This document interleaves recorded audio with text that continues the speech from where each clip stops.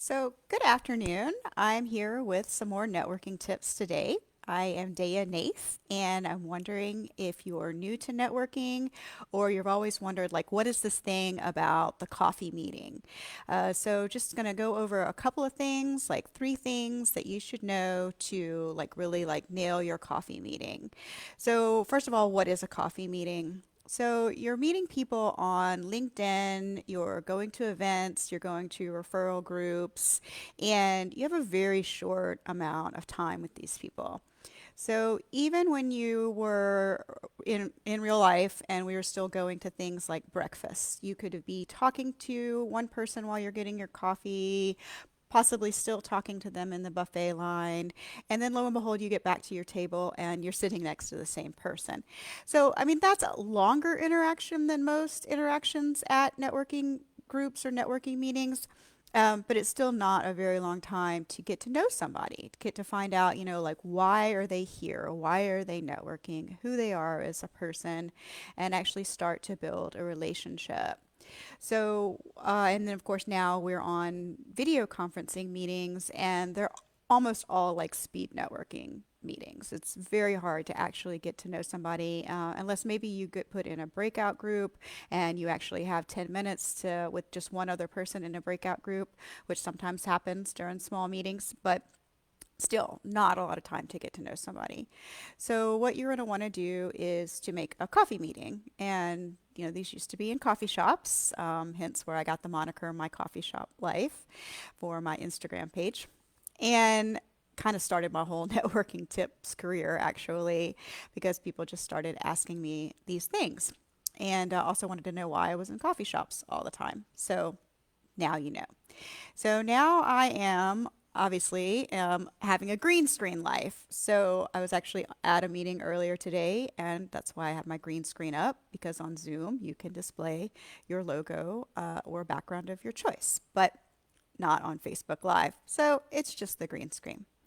So anyway, back to the coffee meetings. So there's three things that you're going to want to know about going into a coffee meeting. Number one, active listening.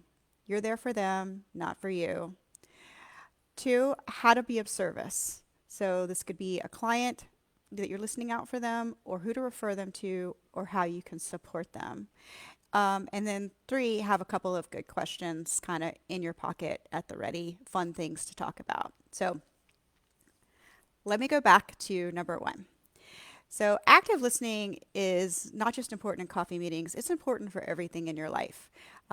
Presence, the power of now, like Eckhart Tolle, these things have been coming onto our bestseller list for good reason over the last 10 or 15 years, because in our culture, everything has been quick, quick, quick, and move, move, move, and we've lost our sense of presence and being in humanity.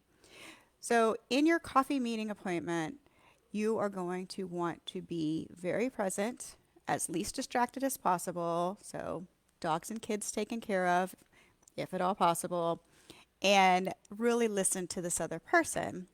Then you can know that you're listening to the other person because you can kind of listen for when you're speaking. If you're speaking more than 25 to 35% of the conversation, then back it up a little bit. Really listen, see what they have to say, like why they're there. So that brings me to two. So being of service. This person could be looking for a job. So definitely you can share about your last job hunting experience, or you could listen to see what they're interested in. Maybe someone has an opening for that type of person, and you can connect them. You're not guaranteeing them a job, you're just making a connection. So also, most people who are out networking do have a business or service, and they're looking to be directed to potential clients or potential referral partners. So certain things go hand in hand, like realtors and mortgage providers, contractors with other tradespeople. So you're going to kind of see where they're at with that. So, for instance, if they're a contractor, they may say, my plumber retired recently, and you can say, oh, I've just met a plumber today in a networking group. Don't know that much about him, but I met him and I would like to introduce you, and you can go from there. Um, Also, just support and general advice. They could say something like, I'm starting my business, and you could say, well, how's it going? They're like, oh, I'm just writing my business plan, and you can be like supportive. You could just say very, very good, very supportive about it. And so that leads me to, let's see. Oh, and then also you can refer them to other groups, other networking groups. So, for instance, they're looking for a trade organization, they're new into a certain thing. Say that they're in technology, or like, say, a woman coming out in technology. There are specific groups for women in tech. I know some women in tech, and they're in that group. And so it would just go ding.